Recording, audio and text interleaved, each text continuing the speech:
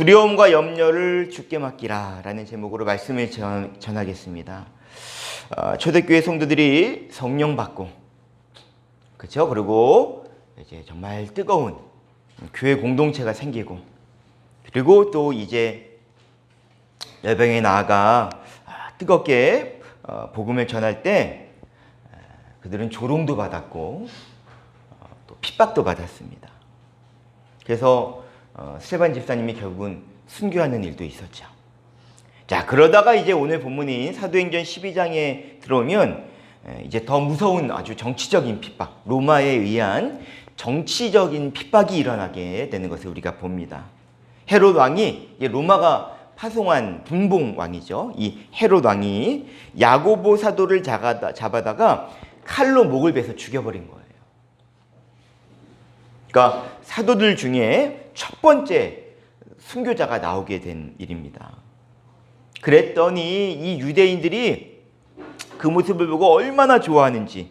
이 헤롯 왕은 정치적인 기반이 약한 사람입니다. 로마의 눈치를 볼 수밖에 없는 사람이거든요. 그러니까 이 유대인들의 환심을 사기 위해서 이제는 수제자인 베드로도 죽여야겠다, 그런 마음을 갖게 된 겁니다. 그래서 베드로를 잡아다가 감옥에 가두었습니다. 지금은 이제 무교절 기간이기 때문에 6월절이 끝난 후에 이제 베드로를 죽이기로 작정했는데 그날이 다가오는 거예요. 이제 내일이면 베드로가 죽을 수도 있는 그런 아주 큰 위기입니다. 베드로만의 위기가 아니라 이제 예루살렘 교회 전체가 정말 큰 위기를 만나게 된 겁니다. 그래서 예루살렘 교회 성도들이 마가다락방에 모여서 이제 베드로를 위해 간절히 기도합니다. 하나님, 베드로 사도를 살려주십시오. 여러분, 충분히 이해가 되시죠? 우리가 그런 상황이라 할지라도 우리도 다 아마 그렇게 간절한 마음으로 기도했을 것입니다.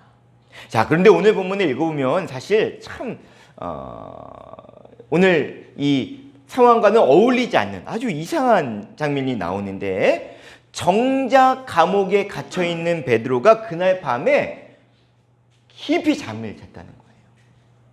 그냥 잠을 잔 게 아닙니다. 깊이 잠들었어요. 지금 양옆에 군사 둘이 같이 손을 묶고 있는 그런 상황이고, 4겹의 군사들이 옥문을 지키고 있는 그런 상황입니다. 이제 내일이면 죽을 수도 있는 그런 아주 살벌한 상황인데 잠이 오냔 말이에요. 그런 상황에서 어떻게 잠을 잘 수 있을까? 그냥 자는 정도 아니라 어느 정도로 천사가 나타나서 옆구리를 쳐서 깨울 정도로 그렇게 아주 깊은 잠에 베드로가 빠졌다라고 오늘 성경은 우리에게 말씀하고 있습니다. 여러분, 오늘 이 베드로의 모습을 통해서 하나님이 우리에게 말씀하시는 아주 중요한 메시지가 있습니다. 이런 귀를 잘 열고 마음을 열고 오늘 말씀하시는 주님의 음성에 집중하시게 되시길 바랍니다. 자, 베드로는 어떻게 그렇게 잠을 잘 수 있었을까? 내일이면 죽을 수도 있는 그런 위기의 상황에서 어떻게 그렇게 깊은 잠을 잘 수 있었던 비결이 뭘까? 그것은 베드로가 마음에 있는 두려움과 염려를 완전히 주님께 맡겨버렸기 때문입니다.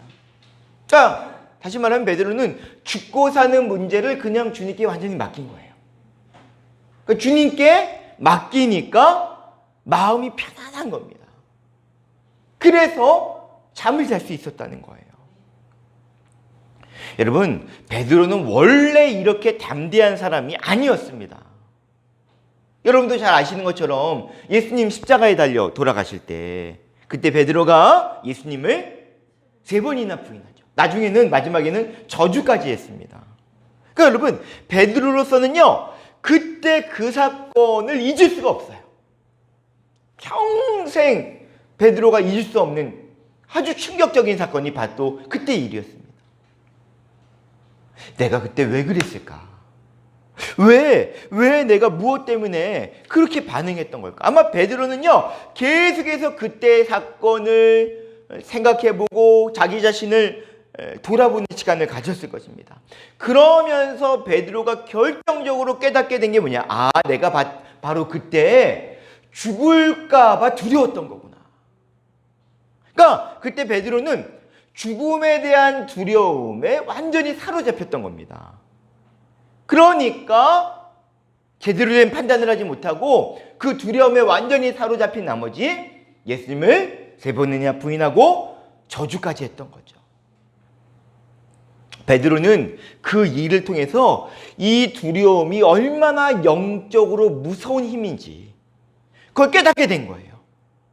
그러니까 두려움에 사로잡히니까 정상적인 판단을 하지 못하게 됐다는 것을 베드로가 나중에 가서 알게 됐다는 것이죠.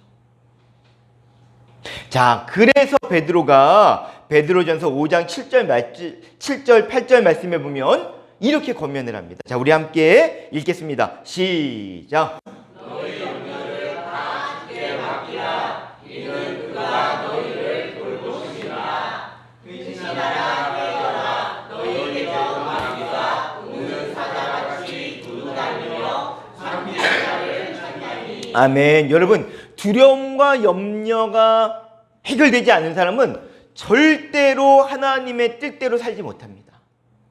왜냐? 마음이 완전히 두려움에 꽁꽁 매여 있기 때문이에요. 그러니까 베드로가 그 사실을 너무나 깊이 깨달은 겁니다. 어떤 일이 있어도 두려움에 사로잡히면 안 되는 거구나. 두려움에 사로잡히는 거는 마귀에게 내 마음을 내어주는 거구나. 그래서 오늘 본문에 이런 죽을 수도 있는 그런 위기를 만났을 때 자신 안에 있는 두려움, 염려를 주님께 완전히 맡겨버리는, 그러니까 마음에 평안이 임하면서 깊이 잠을 자게 되는 그런 놀라운 역사가 일어나게 됐다는 거예요. 여러분, 베드로에게 있어서 죽느냐 사느냐 하는 것은 더 이상 문제가 되지 않았습니다. 그건 이제 주님께 완전히 맡겼어요. 베드로가 붙잡은 것은 오직 하나. 그건 뭐냐? 하나님은 지금도 살아계시고 그 하나님이 지금 내 안에 계신다. 그 진리 하나만 굳게 붙잡은 겁니다. 그러니까 감옥에 있어도 잠을 잘 수 있었던 거예요. 내일 나에게 어떤 일이 일어날지는 모르겠지만 그러나 사느냐 죽느냐는 다 주님께 맡긴 거니까. 그러니까 두려움이 사라지니까 편안한 마음으로 잠을 잘 수 있었다는 것이죠. 현대인의 대표적인 질병 중에 하나가 바로 이 불면증입니다. 많은 사람들이 밤에 잠을 못 잔다는 거예요.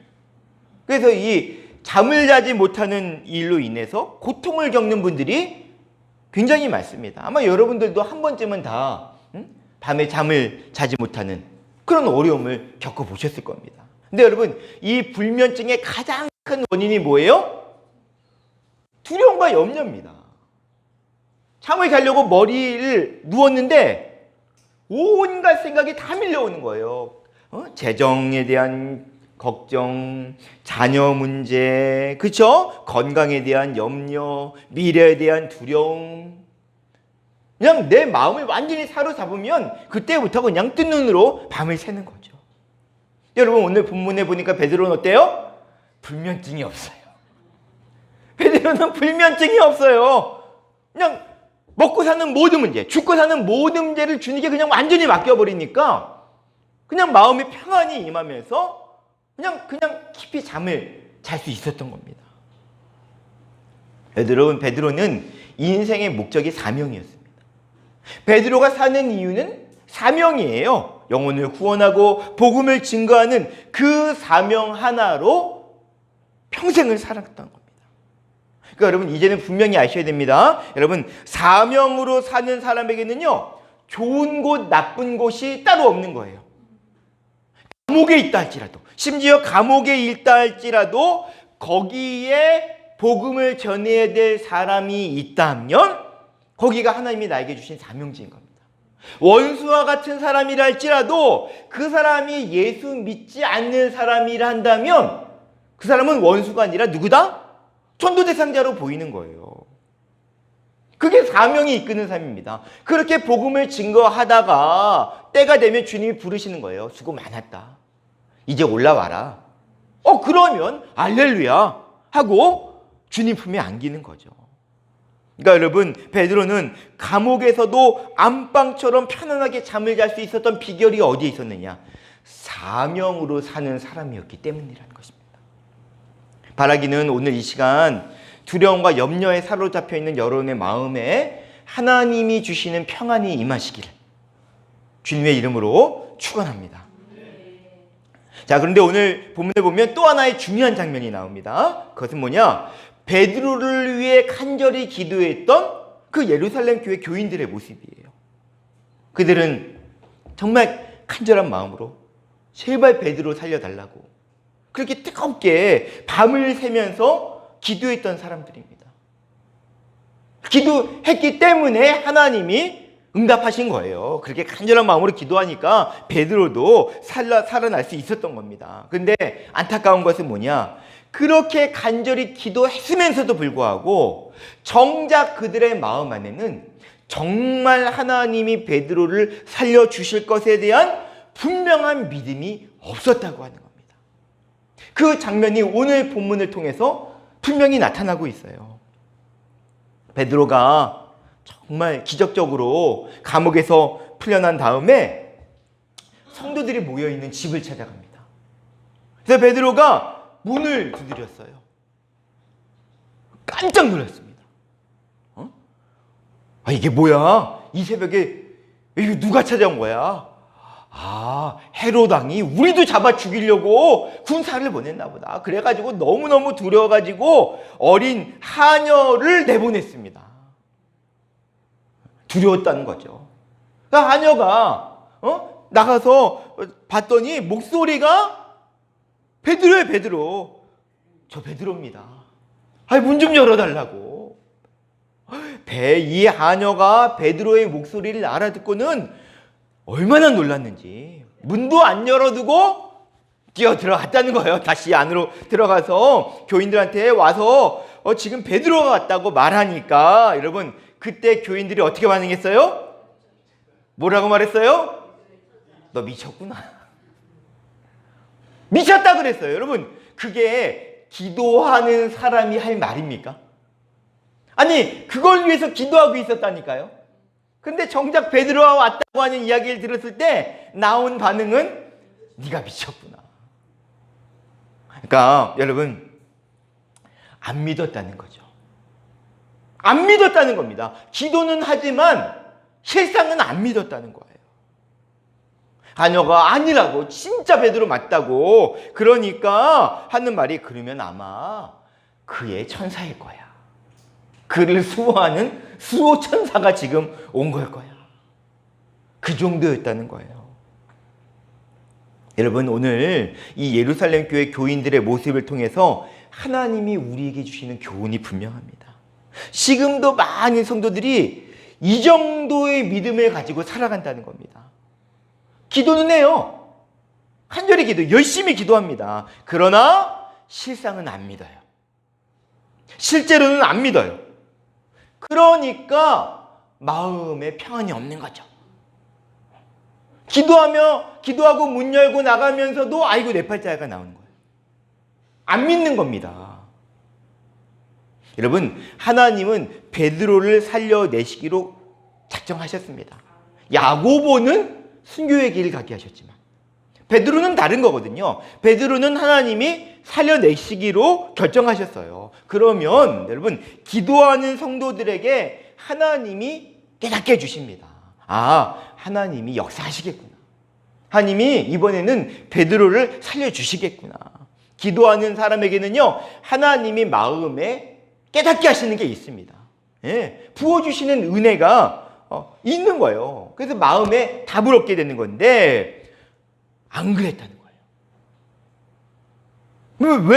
왜 그들은 기도하면서도 그런 마음의 확신, 그런 분명한 답을 얻지 못했을까? 그들은 기도하기는 하지만 하나님보다 헤롯 왕이 더 크게 보였던 겁니다.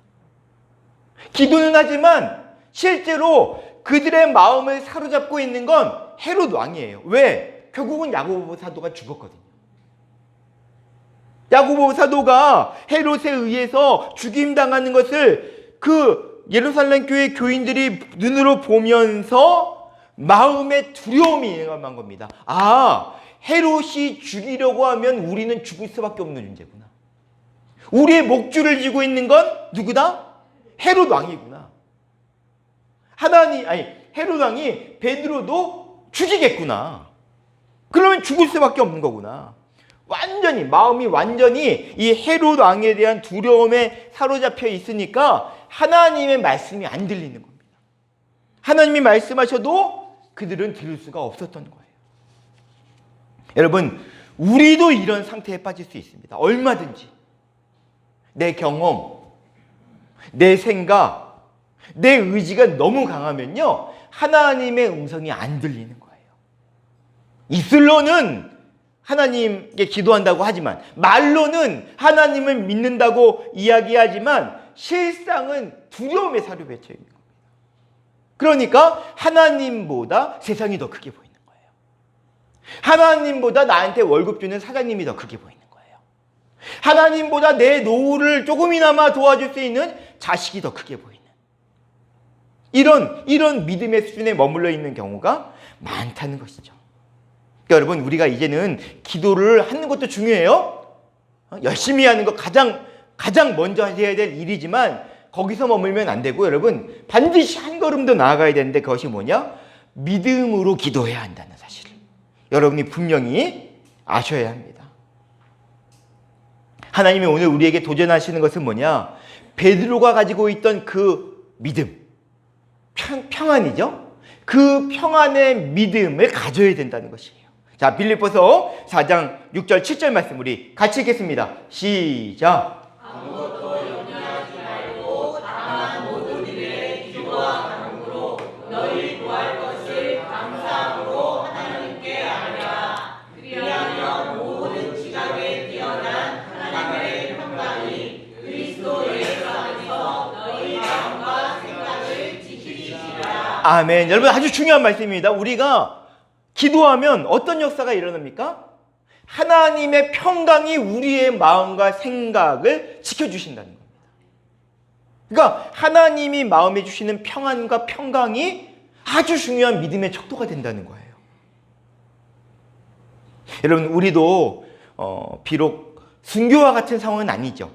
지금 초대교회의 상황과 우리의 상황은 많이 다릅니다. 우리가 예수 믿는다고 순교하는 건 아니지만, 여러분, 예수님의 말씀대로, 하나님의 말씀대로 살았는데 더 어려워지는 일들이 일어납니다. 실제로 그런 일이 일어나요. 그러면 그때부터 이제 혼란에 빠지는 거예요. 하나님 말씀대로 살았는데 일이 잘 됐다. 그러면 뭐가 문제겠어요? 문제는 하나님의 말씀대로 살려고 했는데 더 어려워지는 그런 상황을 만나면 어떻게 되는 거예요? 이야, 하나님 정말 살아계신 거야? 이렇게 사는 게 맞는 걸까? 이렇게 살다가 세상에서 바보 되는 거 아니야? 내가 정말 지금 잘하고 있는 거야? 이런 마음에 혼란과 의심이 일어나게 된다는 것이죠. 근데 여러분, 분명히 아셔야 될 것은 뭐냐? 우리가 믿음의 길을 걸어갈 때는 영적인 밤도 있다는 사실을 아셔야 됩니다. 그러니까 예수님의 말씀대로 살았더니 점점 더 어려워진다. 그건 뭐냐? 영적인 밤이에요. 그러니까 믿음으로 살지만 어려운 일이 계속 오는 겁니다. 그러니까 여러분, 우리가 영적으로 낮을 지날 때도 있지만 영적인 밤을 지날 때도 있다 라고 하는 사실을 잊어서는 안 된다는 것이죠. 그럴 때 우리가 반드시 붙잡아야 할 두 가지가 있습니다. 그것은 뭐냐? 첫 번째는 십자가 복음이고, 또 하나는 사랑이에요. 여러분 안에 어떤 일이 있어도 십자가 복음이 분명하고 사랑이 분명하면 여러분 길을 잃어버리지 않게 됩니다. 십자가 복음이 무엇입니까? 예수님이 나를 사랑하셔서 나를 대신하여 십자가에 달려 죽으셨다.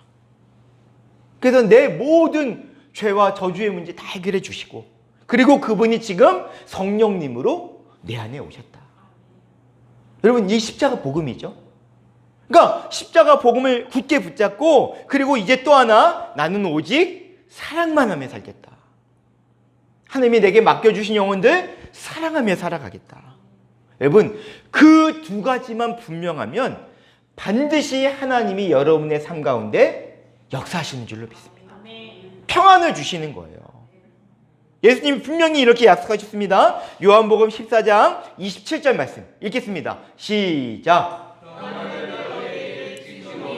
곧 나의 평안을 너희에게 주노라. 내가 너희에게 주는 것은 세상이 주는 것과 같지 아니하니라. 너희는 마음에 근심하지도 말고 두려워하지도 말라. 아멘. 여러분, 마음의 평안이 임하면 그건 이미 응답 받은 거죠, 사실.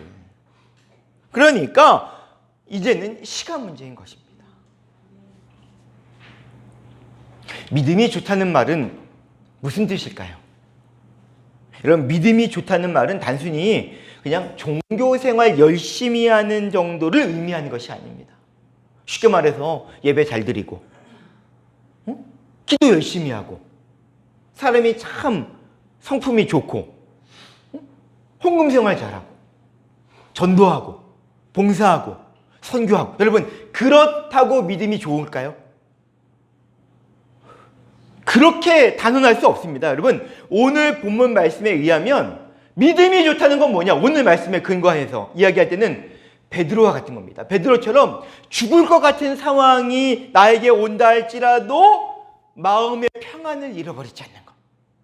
어떤 상황에서도 하나님이 주시는 마음에 평안이 임하는 사람, 그런 사람이 바로 믿음이 좋은 사람이라는 거예요. 어떤 상황이 있어도 흔들리지 않는 것. 그게 바로 하나님이 우리에게 허락하시는 믿음이라는 것이죠.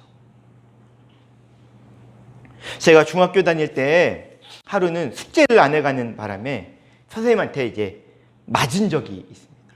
저 학교 다닐 때는 무서웠거든요. 말 안 들으면 선생님이 그냥 특히 남자 선생님이 막 밀대로 때리고 막 그랬습니다. 그 밀대 부러질 때까지 때리고. 요즘은 그랬다가 이제 뭐 다 핸드폰 드는 거죠. 이제 난리 납니다. 근데 저희 때는 아무튼 그렇게 무서웠는데 이제 숙제를 안 해가서 제가 맞는 순서가 됐는데 그렇게 두렵더라고요. 그러니까 차라리 빨리 맞는 게 낫지. 그죠? 맞는 게 아픈 게 문제가 아니라 맞기 전에 두려움. 그런데 그때 제 옆에 있는 짝도 숙제를 안 해와서 이제 그 친구도 이제 동일하게 엉덩이를 맞는데 얼마나 담대한지 몰라요.